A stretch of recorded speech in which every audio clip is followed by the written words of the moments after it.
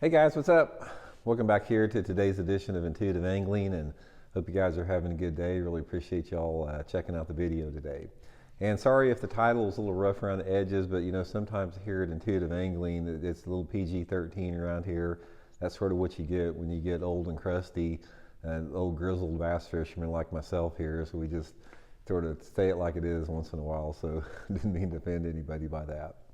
Guys, today we're going to be talking about, like the title said, the most worthless lure of 2024. In my opinion, the lure that's just the biggest piece of crap. And I'm going to show you what that lure is today in today's video, so you can avoid wasting your money on it. Also, guys, if you want to get a couple lures that are not pieces of crap and that are actually awesome and catch tons of fish, please swing by Tackle Warehouse and check out the Megabass X Nanahan Plus 1 and 2 and my Blaukat throwback jig. These are two of my favorite lures for wintertime bass fishing. This X Nanahan, guys, is the jerkbait I use most all winter long. So I'll link both of these in my Tackle Warehouse link in the description of this video if you guys would like to try out some lures that really catch them really good. Okay, guys, here it is. I'm going to show you the most worthless, biggest piece of crap lure of 2024. It's the forward-facing minnow. Now I'm not even sure who makes this one here, but this is basically what a forward-facing minnow is. It's a lure that is designed to use specifically with live scope. Just a little straight-tailed minnow. They usually put a little jig head on, a little ball head.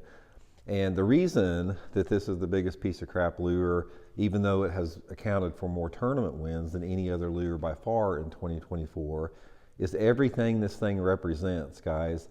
A forward-facing minnow, like this right here, represents everything that is screwed up in the sport of bass fishing.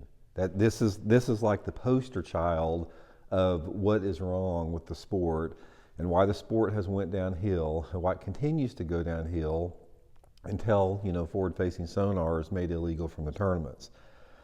So basically, you know, here's the deal with the forward-facing sonar minnow. It's like if you didn't have forward-facing sonar and live scope, yeah, you might be able to catch some fish on this, like fishing like a Damiki rig or something like that in very tiny, small windows of the year.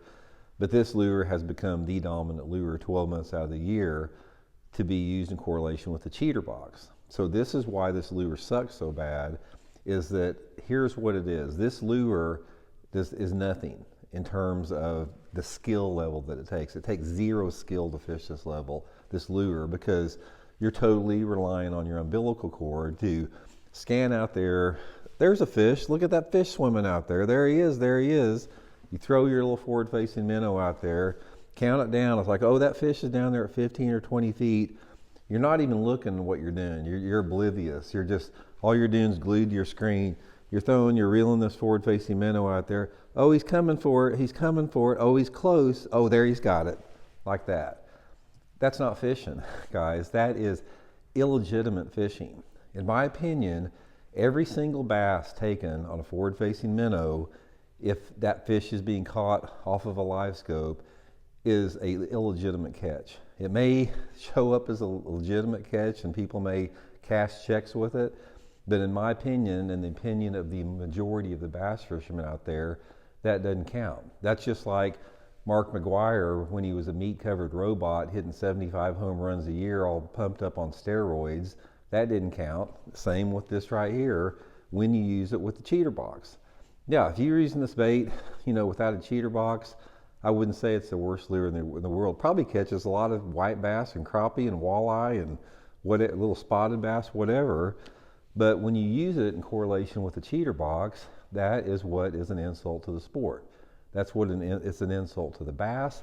Every bass that is taken on a forward-facing minnow that has been seen on a cheater box is an insult to that fish. It's like people should have more respect for that fish than to actually catch it with the forward-facing minnow with a cheater box. So I just wanted to give a quick video on that. It's like, you know, there's tons of lures out there. The drop shot used to be a really good lure as far as traditional bass fishing, but now it's been relegated to a spotlighting lure, just like the forward-facing minnow. And get used to it, guys, because obviously the tournament organizations, they don't have the spine, they don't have the integrity, they don't have a pair to stand up against the electronic companies to say no more. They're going to say, yes, sir, yes, ma'am, what do you want? Oh, do you want this rule taken away from our taken away from the tournament. So sorry we put the rule that slightly limited forward-facing sonar. We'll get rid of that as long as you keep sending us the money. That's all it's all about, guys. This forward-facing sonar represents greed. It represents the destruction of our sport, represents everything that is bad, and has taken away the intrinsic value, the beauty, the mystery, and the magic of fishing. Everything that minnow represents, that's what it has done more than anything else. So anyway, I'd encourage people, guys, not to buy forward-facing minnows. Don't get sucked down into that rabbit hole. Don't be one of those guys that do that. Resist the technology. Get you some real bass fishing equipment that actually takes skill to work. Say, for example, like a jerkbait, like here, you actually have to know how to bass fish to use a jerkbait, because a jerkbait is not like a forward-facing cheater box lure where you just throw it out there and look at the fish and reel it straight in. You actually have to put action on this bait. You have to put a cadence and a rhythm and a flow to this bait to actually entice and generate the strike from manipulating this lure and making it come alive. You actually have to find the fish on your own. You have to actually figure out the profile and the color that they want. You have to figure out every single aspect around something that triggers a fish through the art form of fishing, by fishing to find fish, which they know that's not what the cheater box represents. The cheater box represents the fact that you don't have to fish to find fish. You're letting technology find those fish for you, and you're mindlessly just reeling this thing through the water column where your electronic technology tells you where to reel it through. This is an art form right here. This is a true art form. If you're a jerkbait fisherman that does not use it with forward-facing sonar and you catch fish on a jerkbait, you are an artist. If you're one of the guys that reels a forward-facing sonar minnow through the water while you're glued to your live screen, you're not an artist. It's just fake fishing. That's all it is. So anyway, that's my opinion, guys. Biggest piece of crap lure ever invented is forward-facing sonar minnow. That's just, they suck, and I'll never have one. This one right here, I got it in some grab bag or something. Believe me, I did not purchase one myself. Just showed up in a grab bag. That's why I got it there. So anyway, guys, we'll talk later. See you.